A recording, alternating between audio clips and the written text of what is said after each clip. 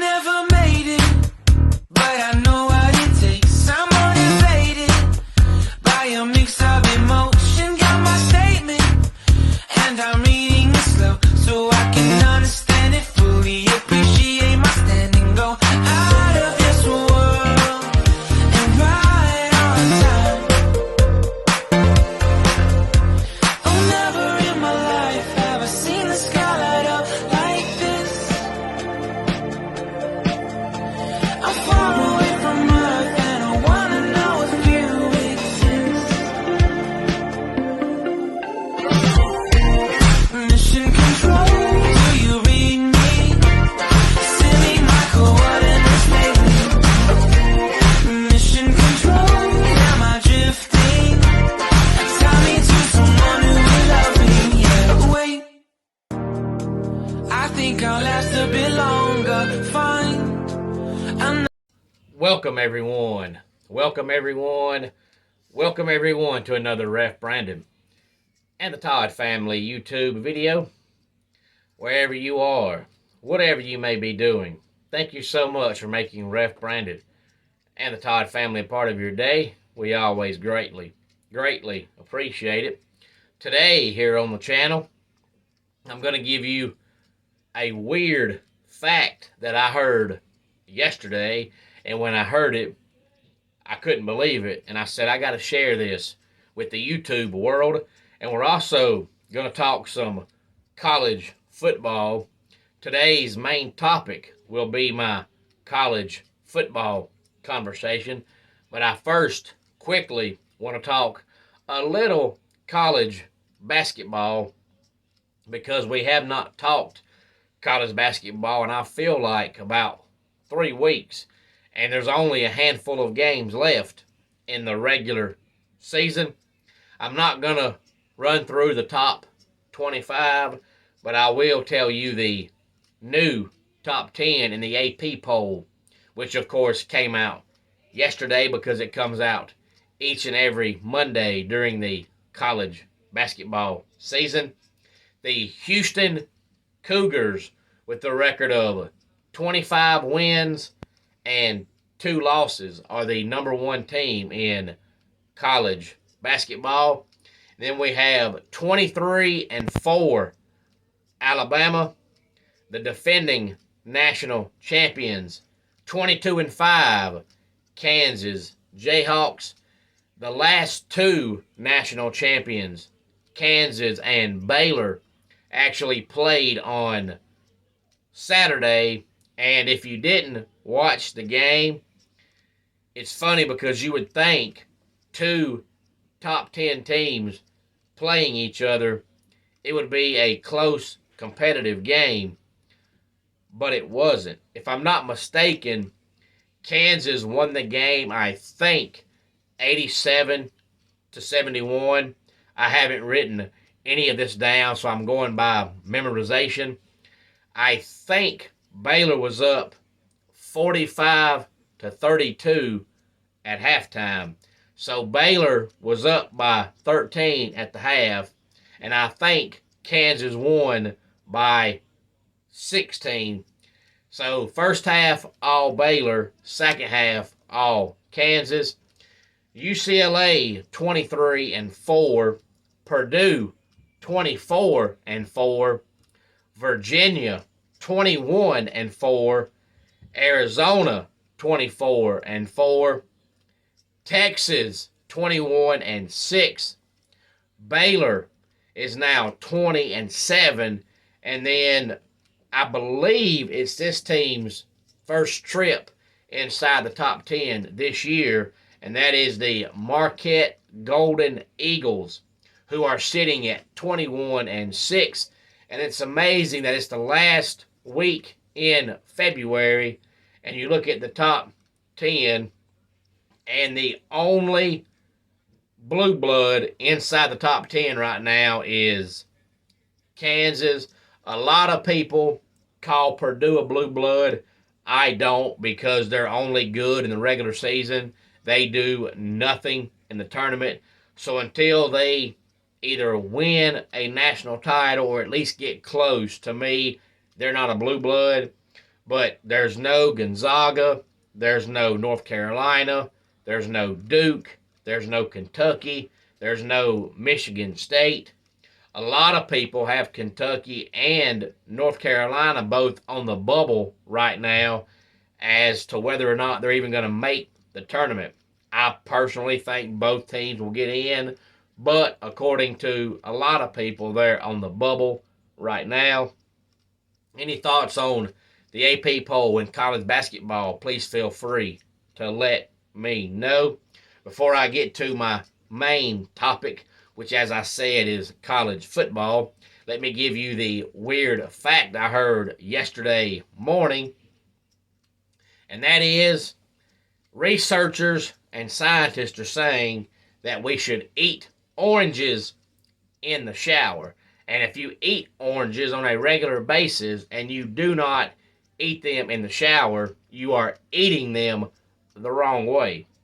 They encourage you and tell you to eat them in the shower because they're so messy and you get sticky. And you get sticky not only on yourself, but your couch gets sticky, or your kitchen table gets sticky, or your floor gets sticky. If you give your kids an orange, especially in our case, small kids, they get sticky. And you get done, and everybody's got to wash off, you got to change clothes. So they're saying just eat it in the shower. That way, you can spit your seeds down your drain, and you're already standing there in what God gave you, so you ain't got to change clothes. You can just wash off while you're in the shower. So next time you eat an orange, eat the orange in the shower. But on to today's main topic, which is college football. And a lot of you, especially you die-hard college football fans, probably seen these yesterday. But in case you haven't, there are some proposed rule changes, and every single time these are proposed, most of the time they get passed and they end up happening. So I would say chances are these are probably going to take place. If you have not seen them, I encourage you to get on Google and just type up college football rule changes. You'll find them and read all about them. I'm not going to tell you all about them. I'll try to keep it simple, but I'll tell you they're overthinking it, and I'll tell you how to fix it. But they're trying to shorten the game and cut back on injuries.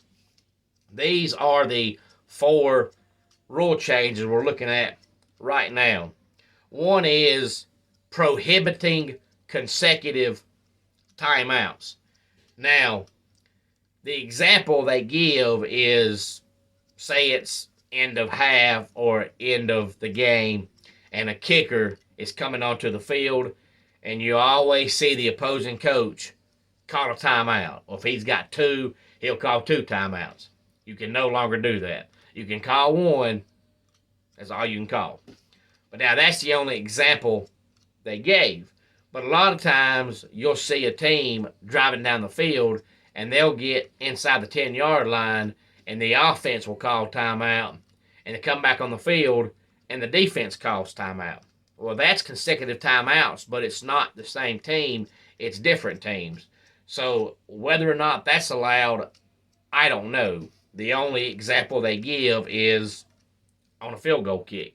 But I'm assuming you can't do that either because it's still consecutive timeouts. If the offense calls timeout, then the defense calls timeout. There's no play in between. It's consecutive timeouts. And then we got one that can be confusing, but it's no longer extending a first or third quarter for an untimed down if the quarter ends on a defensive penalty. The down will be clocked starting the next quarter.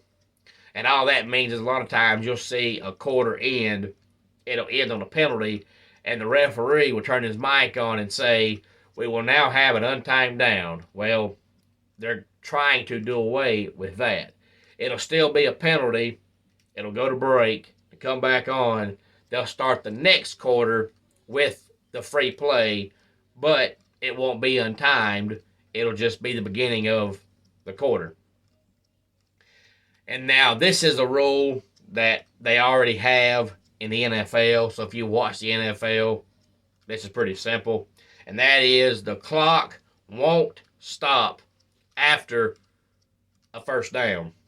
And that's been the difference in college and NFL for years, is that college football, every time there's a first down, the clock stops. In the NFL, the clock keeps going. So college is trying to pick up that rule. And the last one is the one I think a lot of people are going to forget about until it's game time. And then you'll be like, oh yeah, I forgot about that. And that is, after an incomplete pass, the clock will start when the ball is spotted. Right now they've got it to where incomplete pass, the clock doesn't start back until the ball is snapped. Well, the rule they're trying to put in place is, instead of the clock starting when the ball is snapped, as soon as the ref sets the ball down, the clock will start. So that'll go ahead and probably, I'd say, 15, 20 seconds. That'll give you each time the pass is incomplete. And they're doing this because they are trying to shorten the games. And if you watch the channel, you know that this past football season, I complained numerous times about how football games last too long. A lot of people won't complain until it's time for them to watch their team, and their team is coming on ESPN at 7 o'clock, and you turn it on to watch it, and the 3:30 game still has like 7 minutes to go. And then you're like, well, this game's taking too long, because then you got to find out what channel is your team going to move to. And if you can't find out in time, you got to get out your radio and turn it on. To me, I'll complain whether my team's playing or not. A college football game should not last 4 hours. Unless there's 75 overtimes, a football game should not last 4 hours. It's just stupid and it's unnecessary. But this past year, we had 46% of plays that were pass plays. And that goes along with that last rule I just read about incomplete passes. If 46% of plays are pass plays, that's almost half the plays that are ran. And if the clock stops and doesn't start until it's snapped, that's an extra 9 or 10 minutes a game that you don't need. So that's why they're trying to implement that rule. And we see more injuries now than we ever have. The NFL this past year, both teams combined, there was an average of 155 plays per game. In college football, there was an average of 180 combined plays per game. The average NFL game is right at 3 hours. The average college football game is 3 hours and 21 minutes. So if they can chop off 20 minutes and make their games last right around the same time as NFL, you'll see fewer plays. And the only reason why the average game is 3 hours and 21 minutes is because you have Army and Navy and Air Force that still run the triple option. And when those teams play, their games last 2 hours and 20 minutes. And that factors into the average game time. But if you take away Army, Navy, and Air Force, I would say the average game is 3 hours, 45 minutes. That's too long. That's stupid. It's not necessary. It's not needed. But they're overthinking it, because those are things you ain't got to do to shorten the game. All you got to do is be like the NFL. Instead of a 23-minute halftime break, make it 12 minutes. If NFL players can set for 10 minutes and be ready, then college kids can set for 10 minutes and be ready. You don't need a 23-minute halftime break. That's not needed.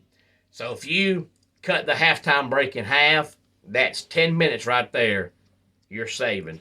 And then on the reviews, make it to where you only review on a coach's challenge. If the coach don't challenge, you keep playing.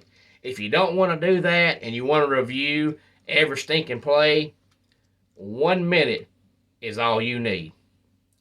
When you at home and you watching that game on TV, you see the same replays that they see.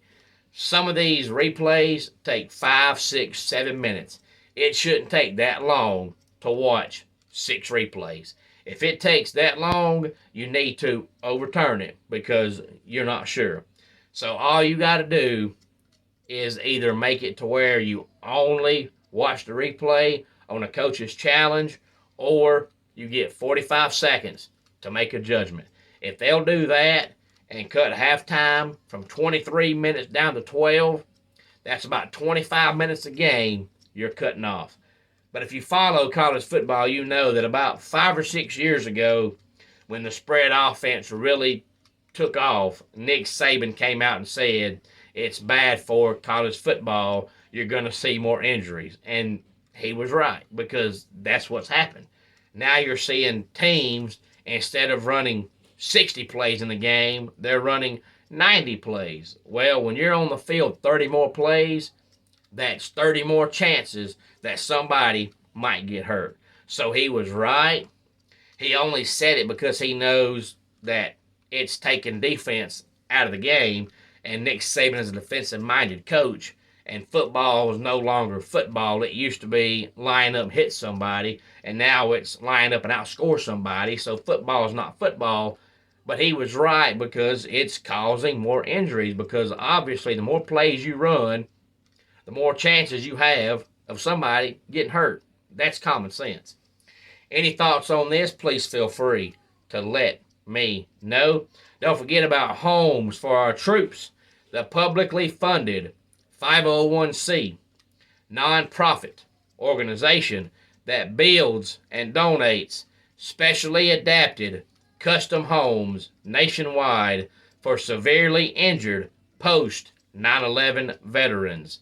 Since the 2004 inception, nearly 90 cents of every dollar spent has gone directly to our program services for veterans. Visit at hfotusa.org. Let's go ahead and get our dad joke of the day in here. You think gas prices are expensive? Have you seen chimneys? They're through the roof. And that wraps it up for today's Ref Brandon and the Todd Family YouTube video. Until next time, it's Ref Brandon saying, just like in pro wrestling, life can be over by the count of 3. Tell your friends and family how much you love them. Bye.